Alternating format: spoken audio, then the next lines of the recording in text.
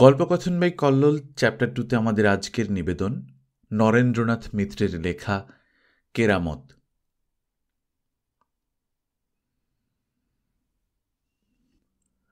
ফকির দরবেশকে কিছু খয়রাত করবেন মা ঠাকুরুন, খোদা তাআলা সুখে রাখবেন আপনাদের।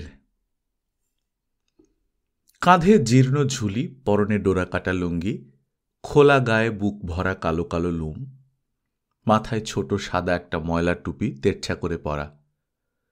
মফিজউদ্দিন ফকির এসে মজুমদারদের উঠানের উপর দাঁড়াল। তারপর আরেকবার করুণ মোলায়েম কণ্ঠে ডাক দিল, মা, ও মা, ও মা ঠাকরুন। সন্ধ্যা আহ্নিক সেরে হবিষ্যান্ন করতে যাচ্ছিলেন হৈমবতী। উঠানে ভিখারির গলা শুনে বিরক্ত স্বরে বললেন, খয়রাত নেয়ার তোমাদের কি একটা সময় অসময় নেই বাছা? এই ভর দুপুরের সময় এসেছ খয়রাত নিতে? চালের বড় মেটে হাঁড়ি থেকে দুমুঠো চাল সরায় তুলে নিয়ে দোর খুলে দাওয়ায় এসে দাঁড়ালেন হৈমবতী। যত অসময়েই ভিখারি এসে উপস্থিত হোক, ভিক্ষা তাকে গৃহস্থের দিতেই হয়। আষাঢ়ের মেঘ ভাঙা রোদ বড় চড়া হয়ে উঠেছে। করগের টিনের ছাওয়া ঘর। তার কানাচের ছায়ায় এসে সরে দাঁড়িয়ে ঝুলিটি ফাঁক করে ধরল মফিজউদ্দিন। পৈঠার উপর দাঁড়িয়ে সরাটি সেই ঝুলির মধ্যে হৈমবতী উপুড় করে দিলেন। মফিজউদ্দিন ঝুলির দিকে তাকাল না। ঝরঝর করে চাল পড়বার শব্দটুকু শুনতে শুনতে হৈমবতীর মুখের দিকে চেয়ে বলল, মনে কি অশান্তি আছে মা? বলুন, ফকির দরবেশের কাছে খোলসা করে বলুন, খোদা আসানে রাখবেন। হৈমবতীর মুখের দিকে তাকালে তার মনের অশান্তির কথা সহজেই টের পাওয়া যায়। 60-এর কাছাকাছি বয়স। যৌবনে যে সুন্দরী ছিলেন তা তার গায়ের রং আর মুখের গড়ন দেখলে বোঝা যায়। এখনই সেই ক্ষীয়মান সৌন্দর্যের সঙ্গে দুঃখ আর দুশ্চিন্তার ছাপ অদ্ভুতভাবে মিশে রয়েছে। কোটরগত চোখ দুটো বিবর্ণ, নিষ্প্রভ দৃষ্টি। কপালে 3-4টি বলি রেখা অত্যন্ত স্পষ্ট হয়ে উঠেছে। মাথায় খাটো সাদা থানের আঁচলের তলায় খাটো করে ছাঁটা কাঁচা পাকা অবিন্যস্ত চুলগুলির কিছু কিছু রয়েছে খাড়া হয়ে। ফকিরের তীক্ষ্ণ অভ্যস্ত দৃষ্টিতে হৈমবতীর মনের অশান্তি গোপন রইল না। ফকির দরবেশ শব্দ দুটি শুনে হৈমবতী একটু যেন সমীহের সঙ্গে তাকালেন মফিজউদ্দিনের দিকে। এ তাহলে সাধারণ ভিখারি নয়, গুণিন ফকির দরবেশ। 40-42 বছরের রোগাটে সাধারণ একটি মুসলমান। চাপদাড়ি সত্ত্বেও গালের তোবড়ানো ভাবটি ধরা যায়। আলকাতরার মতো রং। গলার নিচে দুটো হাড় জেগে উঠেছে। ডান দিকের কাঁধের উপর একখণ্ড দাঁত। ভারী কুশ্রী চেহারা, তবু কেমন যেন মায়া হয় দেখলে। কিন্তু বোধ হয় ধরন একটু রোগাটে বলেই ছোট ছোট চোখ দুটি সম্পূর্ণ স্বতন্ত্র। রক্তাভূতার রং। দৃষ্টির মধ্যে অদ্ভুত তীক্ষ্ণতা আছে। সেই চোখ দুটি স্থির হয়ে তাকিয়ে রয়েছে হৈমবতীর দিকে। একটু যেন শিউরে উঠলেন। ভেতরে ভেতরে কেমন যেন একটু অস্বস্তি বোধ করলেন হৈমবতী। হঠাৎ তার মনে হল, এই দুর্বল ক্ষীণ প্রাণ লোকটির মধ্যে কি একটা অলৌকিক শক্তি যেন রয়েছে। কালো পুরুপুরু ঠোঁটে অভয়দানের ভঙ্গিতে মফিজউদ্দিন প্রসন্ন ভঙ্গিতে হাসল। সামনের কয়েকটি দাঁত থেকে আভাস এলো হলদে রঙের। মফিজউদ্দিন বলল, বলুন মা, বলুন, কিসের দুঃখ আপনার?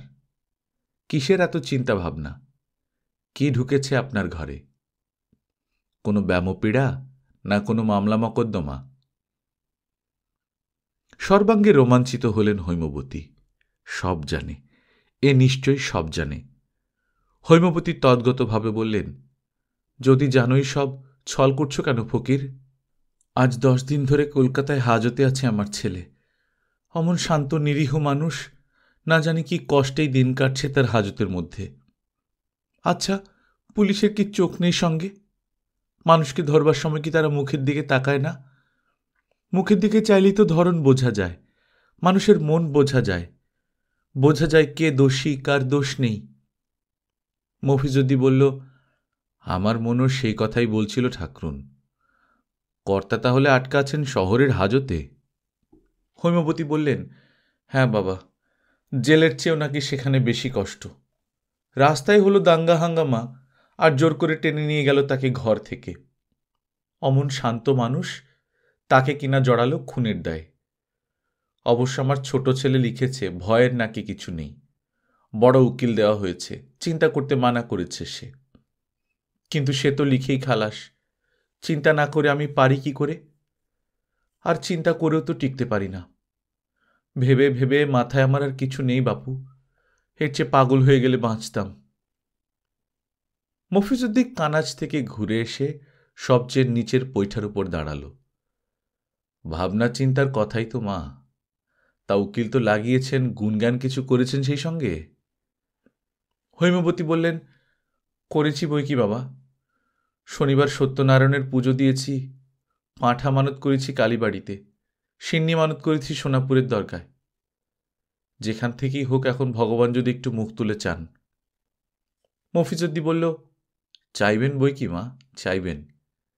খোদা কি কাউকে না দেখে পারেন? কিন্তু আরও কিছু গুণগান আপনাকে করতে হবে যে মা। সব নসিবের ফের কি না?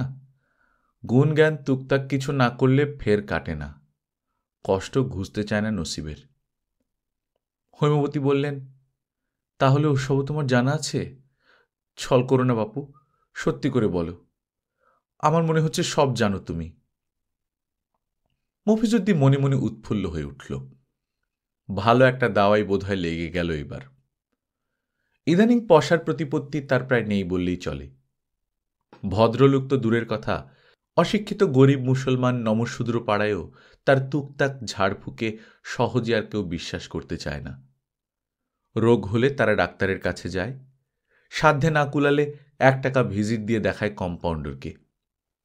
আর মামলা মোকদ্দমায় পড়লে শহরে গিয়ে উকিল মুহুরির বাড়ি ছোটাছুটি করে, ঘটি বাটি জমি জিরাত বিক্রি করে উকিল মোক্তারের হাতে ধরে দেয়। মফিজুদ্দির কাছে বড় একটা কেউ আর আসতে চায় না। দিনকাল একেবারে বদলে গেছে। দয়া করে খুদ কুঁড়ো 2-1 মুঠো তার ঝুলিতে কেউ কেউ ফেলে দেয়, কিন্তু তার বিনিময়ে মফিজুদ্দিরও যে কিছু দেবার আছে তা কেউ স্বীকার করে না। গুনিনগিরির ব্যবসা প্রায় নষ্ট হবার জো হয়েছে। চণ্ডীপুরের মতো ব্রাহ্মণ কায়েতের গায়ে রীতিমতো সম্পূর্ণ ভদ্রলোকের বাড়িতে যে তার এমন এক বিশ্বাসী ভক্ত একজন জুটে যাবে, মফিজুদ্দি তা প্রত্যাশা করেনি।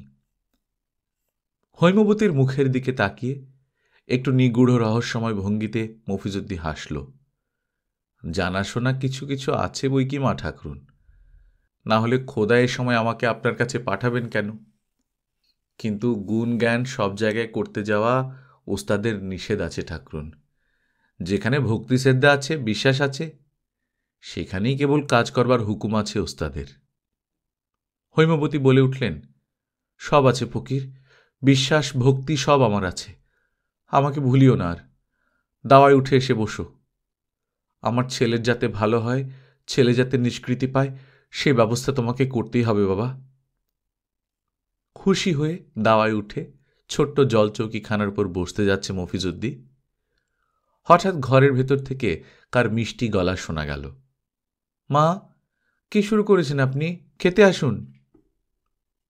কাঁধের ঝোলাটা নামিয়ে উৎকর্ণ হয়ে রইল মফিজুদ্দি। হৈমবতী ভেজানো দরজার ফাঁকের দিকে তাকিয়ে বললেন, কি আবার শুরু করব? শুনলে তো সব ফকিরের কথা। ঘরের ভেতর থেকে জবাব এলো, শুনেছি আপনিও যেমন। ওসব বুজরুকিতে আজকাল আবার কেউ বিশ্বাস করে নাকি? ওসব বিদায় করে দিয়ে আপনি খেতে চলুন, ভাত ঠান্ডা হয়ে গেল। রেগে উঠলেন হৈমবতী। যাক, আমি যে কবে ঠান্ডা হব সেই দিন গুনছি এখন। ঘাড়ের উপর এমন যে বিপদ, তাতেও তোমার নাওয়া খাওয়া শোয়া ঘুমানোর একটু এদিক ওদিক হওয়ার জো নেই। চিন্তা নেই, ভাবনা নেই, কি শান্তিতেই যে আছো তুমি বৌমা তা তুমিই জানো। আমার ভাত ঢাকা দিয়ে রাখো, আমার এখন খাওয়া হবে না। তারপর মফিজুদ্দির দিকে তাকিয়ে হৈমবতী বললেন, হ্যাঁ বাপু, এবার কি করতে হবে বলো। ঘরের ভেতরের মিষ্টি গলা তখনও কানের মধ্যে বাজছিল মফিজুদ্দির, যদিও তার সুরটাই শুধু মধুর, কথাগুলো নয়। তবু মফিজুদ্দি একবার সেই দোরের ফাঁকের দিকে তাকিয়ে চোখ ফিরিয়ে এনে হৈমবতীর দিকে চেয়ে বলল, তাড়াতাড়ি কিসের মা ঠাকরুন, আপনি বরং ততক্ষণ সেবাটি সেরে আসুন, আমি এখানে বসছি। আর বউ ঠাকরুনকে বলুন দয়া করে 1 সিলিম তামাক আমাকে ফেলে দিতে, একটা দেশলাই আর একটু নারকেলের ছোবড়া। হুকু কলকে তো এখানেই আছে দেখছি। কলকেটা তুলে দিন ঠাকরুন, ও হুকু বোধহয় আমাদের নয়। দেয়ালে ঠেস দেয়া হুকুটের দিকে তাকিয়ে হৈমবতী বললেন, না, ওটি তোমাদের নয়, তোমাদের জন্য আলাদা হুঁকো আছে, দিচ্ছি। হুঁকো থেকে কলকেটি তুলে নিয়ে ফকিরের সামনে রাখলেন হৈমবতী। তারপর দাওয়ার দক্ষিণ দিকের খুঁটিতে ঠেস দেওয়া মুসলমানদের জন্য রাখা ছোট আরেকটি হুঁকো নিয়ে এসে মফিজুদ্দির দিকে এগিয়ে দিয়ে বললেন, এই নাও। তারপর ঘরের ভেতরের দিকে চেয়ে ডাকলেন, বোমা। কোনো সাড়া এলো না। চটে উঠে হৈমবতী রুক্ষস্বরে বললেন, আমার কথা কি তোমার কানে যাচ্ছে না উত্তরা? লোকে এসে একটু তামাক আগুন চাইলে পাবে না তোমাদের বাড়িতে? ভালো জ্বালা হয়েছে আমার। 1 সিলিম তামাক ফেলে দিতে পারবে না এখানে? আমায় নিজে উঠে গিয়ে আনতে হবে? উত্তরার শান্ত কণ্ঠ শোনা গেল, দিচ্ছি মা, কিন্তু আপনি আর দেরি করবেন না, খেতে আসুন এবার। একটু বাদে দরজার ফাঁক দিয়ে 1 সিলিম তামাক আর দেশলাই চৌকাঠ ডিঙিয়ে দাওয়ার মেঝে ফেলে দিল উত্তরা। যতটুকু সময় দেখা গেল সেই হাতখানির দিকে অপলকে তাকিয়ে রইল ফকির। গৌরবর্ণ, নিটোল, সুন্দর একখানি হাত, ধপধপ করছে সরু একগাছা শাঁখা, তার সঙ্গে ঝিকঝিক করছে দুগাছি সোনার চুড়ি। তামাকটুকু আর দেশলাইটি কুড়িয়ে এনে মফিজুদ্দি কলকিতে তামাক সাজতে সাজতে বলল, বউ ঠাকরুন যখন অত করে বলছেন, আপনি খেয়েই আসুন ঠাকরুন। হৈমবতী ম্লান একটু হাসলেন, আমার খাওয়ার জন্য তোমাদের কাউকে ভাবতে হবে না ফকির। এই 10 দিন ধরে খাওয়া দাওয়া আমার ঘুচে গেছে। ভাতের পাথর নিয়ে কেবল বসি আর উঠি, কিচ্ছু রোচে না মুখে। 2 চোখের পাতা এক করতে পারি না রাত্রে, যদি একটু চোখ বুঝি যত রাজ্যের হিজিবিজি অনাসৃষ্টি। অসহিষ্ণু উত্তরা আবার ডেকে উঠল, ঘরে আসুন মা, ভেতরে এসে একবার শুনে যান, দোহাই আপনার। বিরক্ত হয়ে হৈমবতী উঠে গেলেন ঘরে, বললেন, কি বলছো? উত্তরা বলল, আপনার কি মাথা খারাপ হয়েছে? যাকে দেখবেন তার কাছে ওসব বলতে শুরু করবেন? ফকিরে কি করবে এসব ব্যাপারের? ওকে বলে দিন তামাক খেয়ে যেন চলে যায় এখান থেকে। চাল পেল, তামাক পেল, আবার কি চায়? ওকে বিদায় করে দিয়ে এবার দয়া করে খেতে আসুন আপনি, দেখুন বেলা কোথায় গেছে। সব কথা কানে গেল মফিজুদ্দির, সে যাতে শুনতে পায় এবং শুনে চলে যায়, সেই জন্যই কথাগুলো একটু জোরে জোরে বলছিল উত্তরা। মনে মনে রাগ হল মফিজুদ্দির, কিন্তু হতাশ হল না। অমন এক ফোঁটা বউকে যদি সে বশ করতে না পারে তো মিথ্যাই তার জারিজুরি। এমন মিষ্টি গলা বউটির, কিন্তু কথাগুলো এমন বিষের মতো কেন? এত তাচ্ছিল্য তাকে? তুচ্ছ তাচ্ছিল্য আজকাল অবশ্য অনেকেই করে, কিন্তু অমন চমৎকার যার গলা, শাঁখা চুড়ি পরা অমন সুন্দর যার হাত, তার মুখের কটু ভাষা যেন নতুন করে আঘাত করল মফিজুদ্দিকে, দ্বিগুণ জ্বালা ধরিয়ে দিল বুকে। হৈমবতীর গলা শোনা গেল, চুপ চুপ, ছি, কি তুমি বলছো বৌমা? একটুও কাণ্ডজ্ঞান নেই তোমার? যার স্বামী অমন বিপদের মধ্যে তার মুখে কি ওসব কথা মানায়? তার কি সাজে কাউকে হেনস্থা অবহেলা করা? অমন নাস্তিকের মতো মতিগতি তোমাদের যদি না হবে তাহলে আর কপালে এসব ঘটবে কেন? অনেক বলে কয়ে সেধে বোঝে ফকিরকে আমি এনে বসিয়েছি, ওকে তুচ্ছ করো না, খবরদার। অমঙ্গলের তাহলে আর কিছু বাকি থাকবে না। বলতে বলতে গাটা যেন শিরশির করে উঠল হৈমবতীর। উত্তরা বলল, কেবল আমি কেন, আজকাল কি ওসব ঝাড়ফুঁকে বিশ্বাস করে না মা? বুঝিয়ে সুজিয়ে ওকে বিদায় করে দিয়ে আসুন। ভিক্ষা তো পেয়েছে, এবার চলে যাক, ওর তুকতাকের কোনো দরকার নেই আমাদের। হৈমবতী চড়া গলায় বললেন, তোমার না থাক আমার আছে। ছেলের মঙ্গলের জন্য আমি সব বিশ্বাস করি, সব করতে পারি। 2-4 পাতা বই পড়ে মহাপণ্ডিত হয়েছ কিনা তুমি? আমার কথা তোমার গ্রাহ্য হবে কেন? স্বামীর মঙ্গল অমঙ্গলের চেয়ে নিজের বিশ্বাস অবিশ্বাসই যখন তোমার কাছে বড়। আবেগে হৈমবতীর গলা রুদ্ধ হয়ে এলো, ছলছল করে উঠল চোখ। উত্তরা চুপ করে রইল। কিছুদিন ধরে এই রকমই শুরু করেছেন হৈমবতী। তাকে বকছেন, ধমকাচ্ছেন, নালিশ করছেন পাড়াপড়শির কাছে।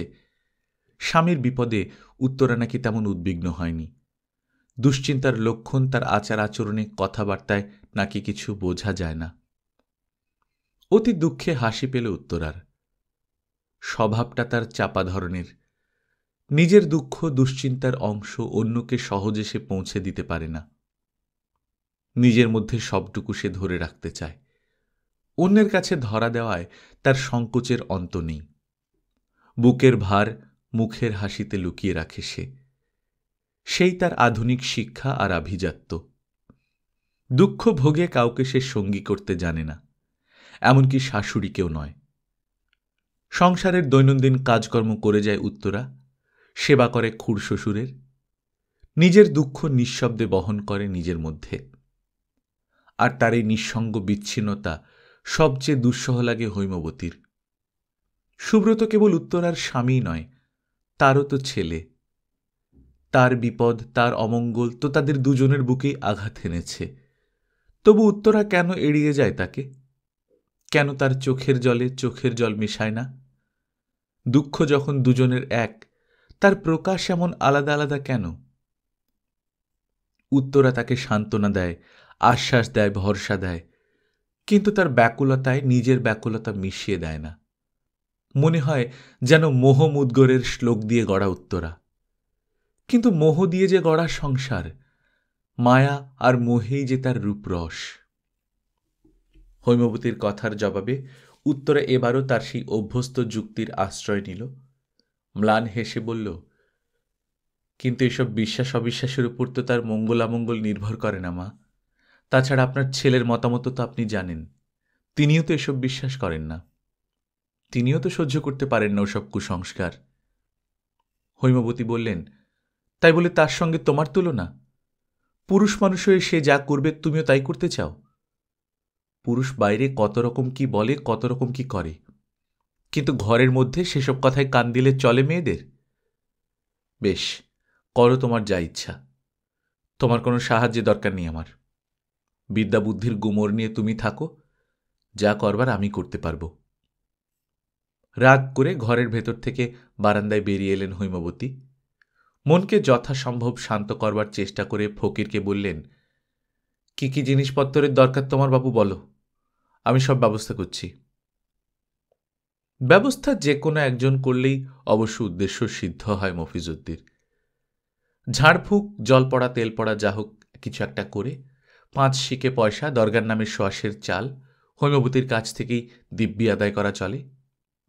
কিন্তু উত্তরাকে সমতে আনতে না পারলে কিছুতেই চলবে না মফিজুদ্দির।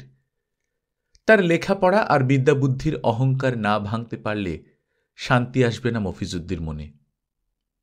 সোনার চুড়ি পরা অমন সুন্দর তুলতুলে নরম যার হাত, অমন মিঠে যার গলা, চোখ জুড়োনো যার গায়ের রং, এমন শক্ত তার মন, কঠিন তার হৃদয়, যে স্বামীর অমঙ্গলের ভয় দেখিয়েও নিজের বিশ্বাস থেকে তাকে সে টলাতে পারছে না।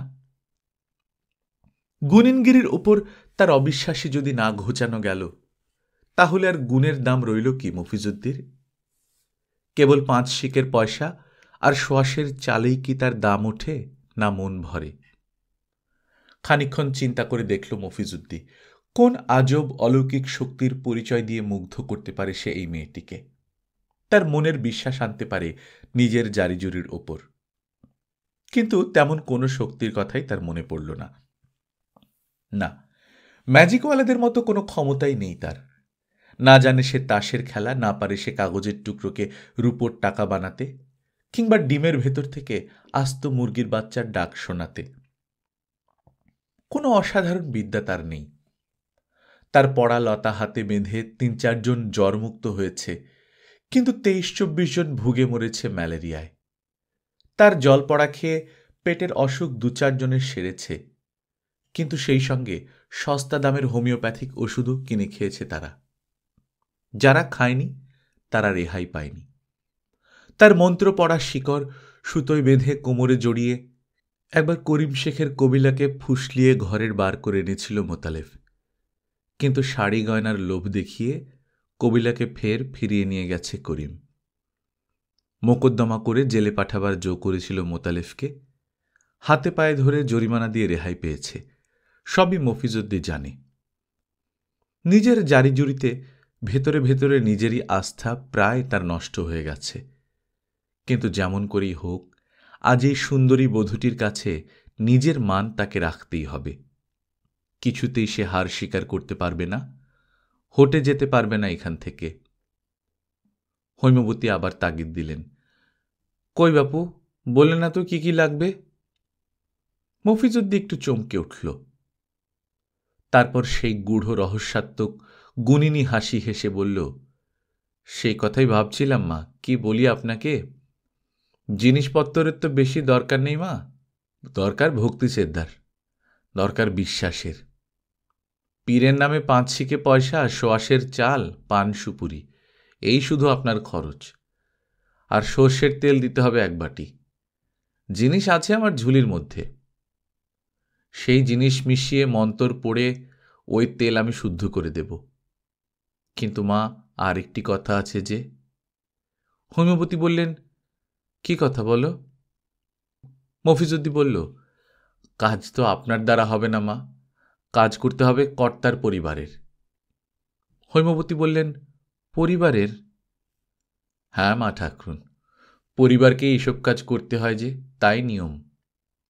মার মতো আপনজন অবশ্য দুনিয়ায় নেই, তবু এইসব গুণজ্ঞান তুকতাক পরিবারকে নিজের হাতে করতে হয় ঠাকরুন, নইলে যে ফল ফলে না।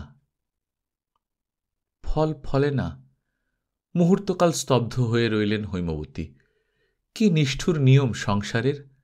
মার তুল্য আপনজন নেই, তবু সন্তানের সব কাজ মাকে দিয়ে চলে না।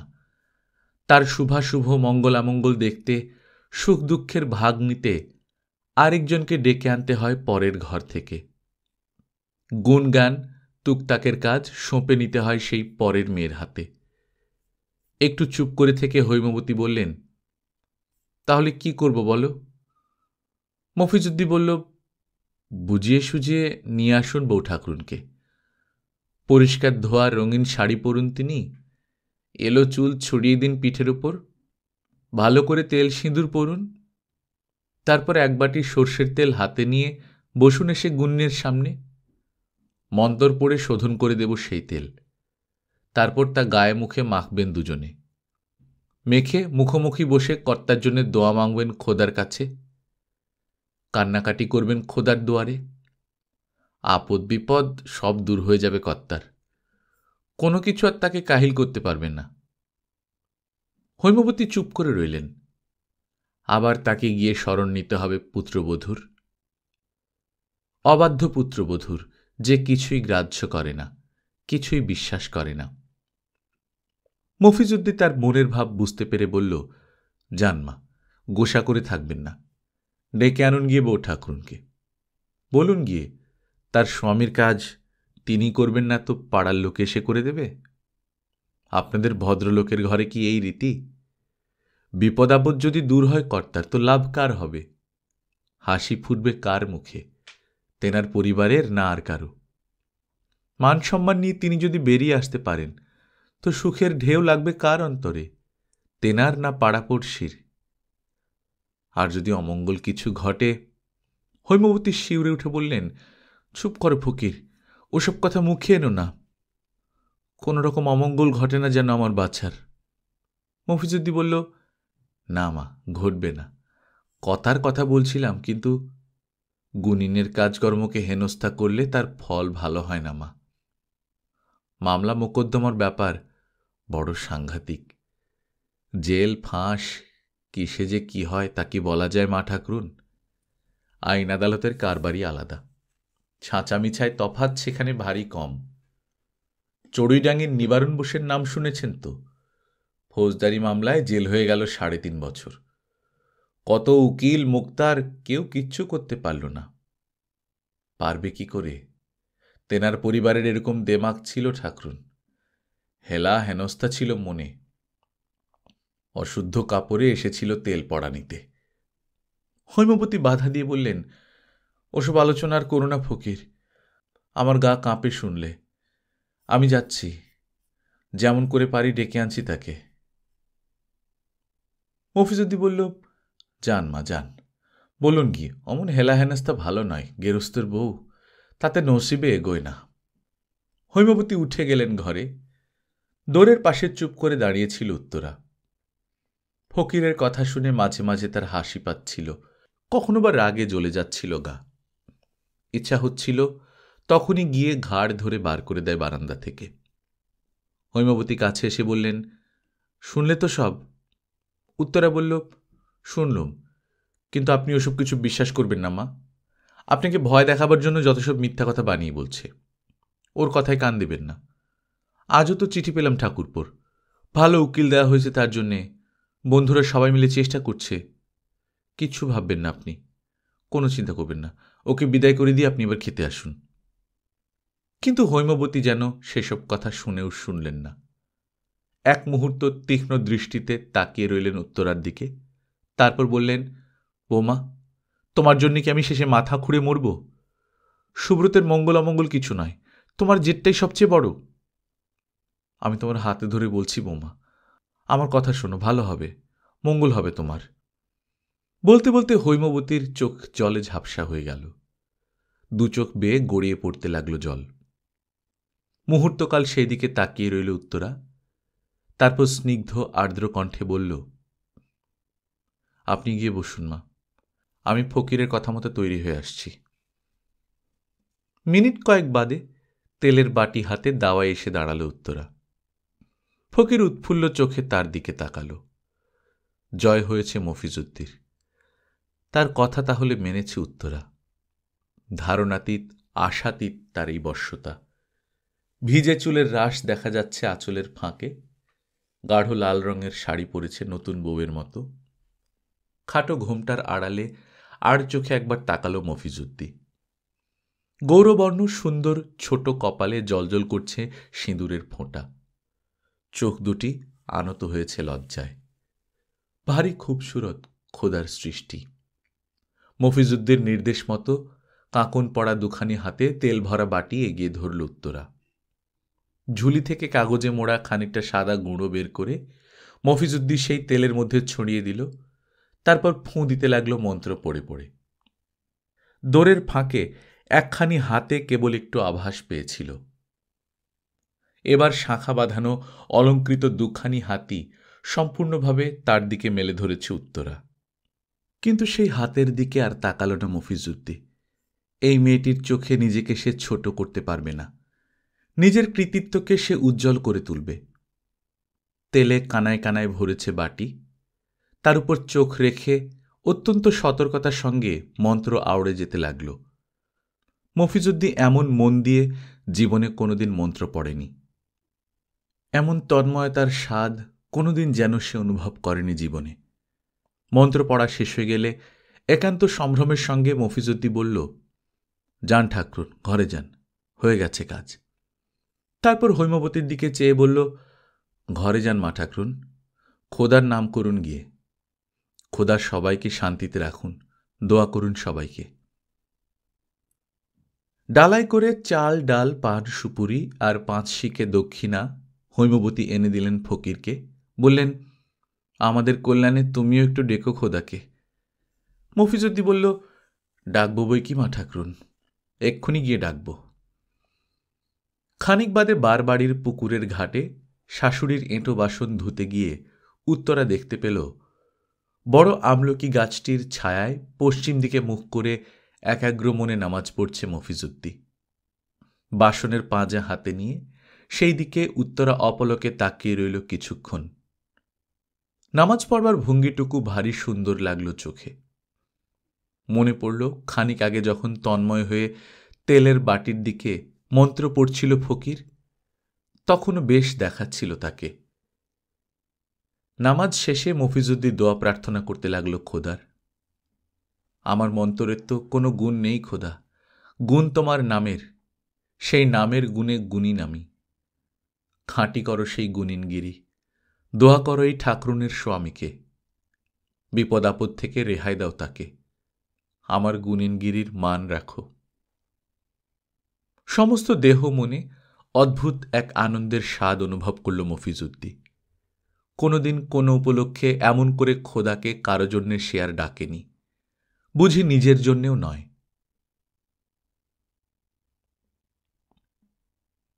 গল্পকথন বাই কল্লোল চ্যাপ্টার 2তে শুনছিলেন নরেন্দ্রনাথ মিত্রের লেখা কেরামত। আমরা নিয়মিত গল্প পাঠ করে শোনাচ্ছি। আপনারা যারা প্রথমবার মতো শুনছেন কাইন্ডলি সাবস্ক্রাইব করে নেবেন। গল্প পাঠ ভালো লাগলে বন্ধুদের সঙ্গে শেয়ার করবেন। নিজে ভালো থাকবেন, আশপাশের লোকজনকে ভালো রাখবেন। টাটা।